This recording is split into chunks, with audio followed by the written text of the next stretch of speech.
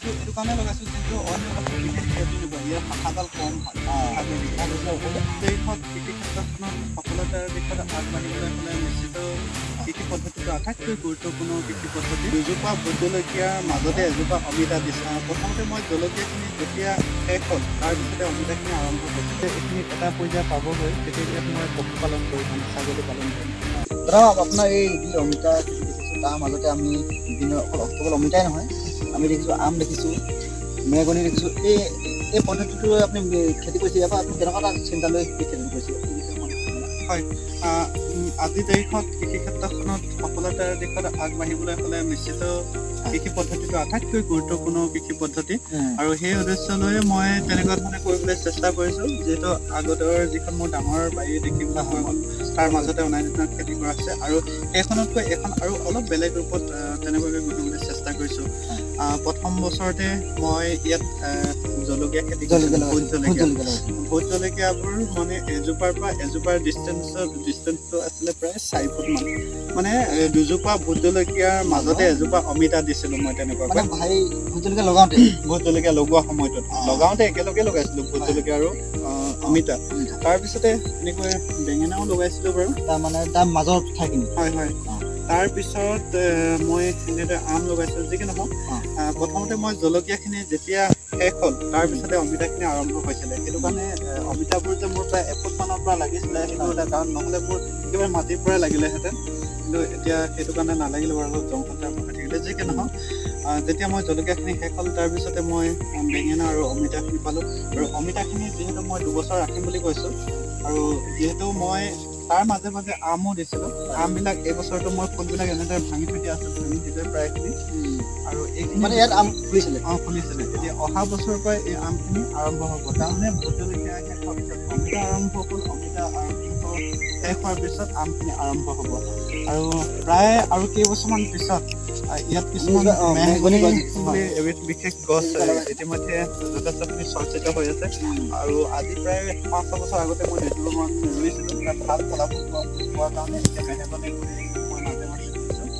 যিহেতু এটা সময়ত আমখিনি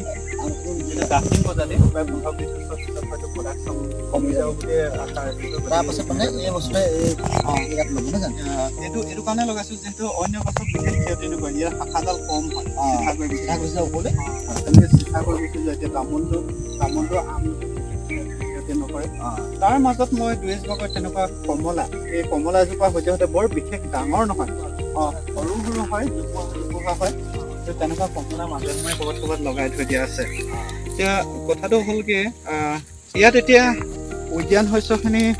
পৰ্যায়ক্ৰমে কৰাৰ উপৰিও ভৱিষ্যতে মই ইয়াততো আৰু কিছুমান ঋতুকালীন শস্য মই কৰিব নোৱাৰোঁ এতিয়া সেইটো কাৰণে যেতিয়া এইখিনি এটা পৰ্যায় পাবগৈ তেতিয়া ইয়াত মই পশুপালন কৰিম মানে ছাগলী পালন কৰিম যিখিনি জৰিয়তে বা পশুপালনৰ জৰিয়তে যিখিনি মল মূত্ৰ পাওঁ সেইখিনি মই ইয়াত জৈৱিকভাৱে যিহেতু মই গোটেই কামবিলাক কৰি আছোঁ সেইকাৰণে তাত ব্যৱহাৰ কৰিম মানে যেতিয়া মানে এইটো আম থাকিব তামোল থাকিব আৰু মেগনি থাকিব সেই সময়ত আপুনি বেলেগ খেতি কৰিব নহয় তলত গতিকে সেই সময়ত আপুনি পশুপালন কৰিম তাততো ঘাঁহটো গজিব পাৰিব ন ঘাঁহটো গজিব পাৰিব নিশ্চয় এটা সুন্দৰ কথা যিহেতু মই তাত তেনেকুৱা ধৰণে এতিয়া কিছুমান কাম কৰিবলৈ লৈছোঁ আৰু আজিৰ তাৰিখত মানে কেৱল ঋতুকালীন শস্যৰ ওপৰত কৰিব নোৱাৰি ভৰসা কৰিব নোৱাৰি বা সঠিক বিনিময় পোৱা নাযায় আৰু কেৱল সেইটোৰ উপৰিও আৰু যদি এডৰা মাটিটো যদি উদ্যান শস্যও কৰা হয় কেৱল এটা খেতিটো ইমান এটা সফলতা মই দেখিব নোৱাৰি যদিহে 2-3টা একেলগে কৰা হয় সৰু বুলি ক'লে আচলতে এডোখৰ মাটিতে বহুত কিবা কিবি কৰিব পাৰে তলৰ পৰা ওপৰলৈ মই যে এতিয়া ক'লোঁ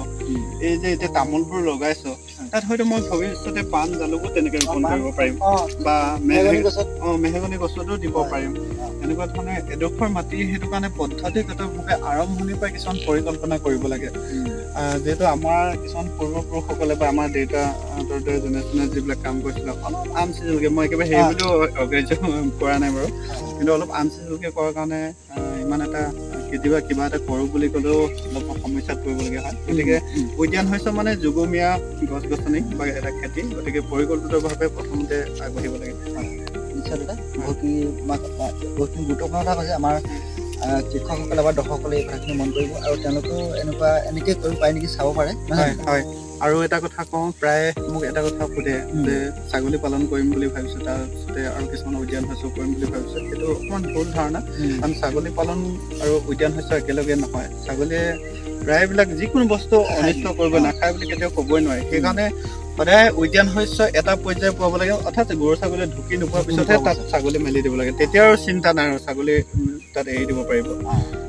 তদুপৰি অতিৰিক্তভাৱে কিছুমান ঘাঁহ খেতি কৰিব লাগে। মই এতিয়ালৈকে সেই কৰা নাই, মই ভাবিছোঁ ছাগলী আছেই, ইমান এটা প্ৰয়োজন নাই, তথাপিতো এইবোৰ নেপিয়াৰবোৰ চাইডে লগাই থৈছোঁ। কিন্তু ভৱিষ্যতে তেনেকুৱাকৈ আৰু অলপ বহলাই তেতিয়া ছাগলীৰ সংখ্যাটো আৰু অকণমান বহলাম বুলি ভাবিছোঁ। ঠিক আছে, ধন্যবাদ।